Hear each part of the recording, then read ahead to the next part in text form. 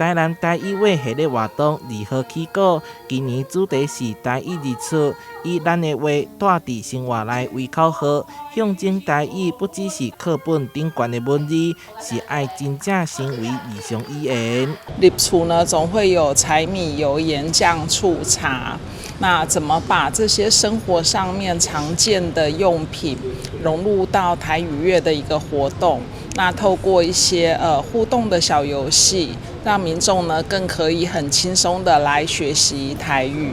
那我觉得我好像是最需要学习的那一个。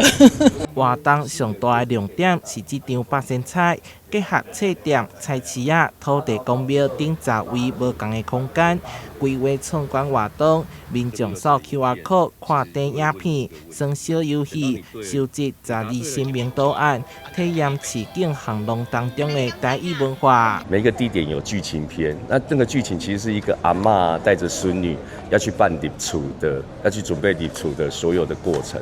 然后这2个旅游史结束过后，其实会有一个问题来请教来参与游戏的市民朋友们。此外，还有一个展演节目跟相关活动。重头戏是9月20日，伫高雄登场的台语游乐园，由在地台语家庭共同策划，强调台语要对客厅参导互动，落实世代共学、代代传传，希望号召亲子开嘴讲台语。文化局表示，保存母语唔单是文化传承的责任，更加是生活当中应当实践的行动。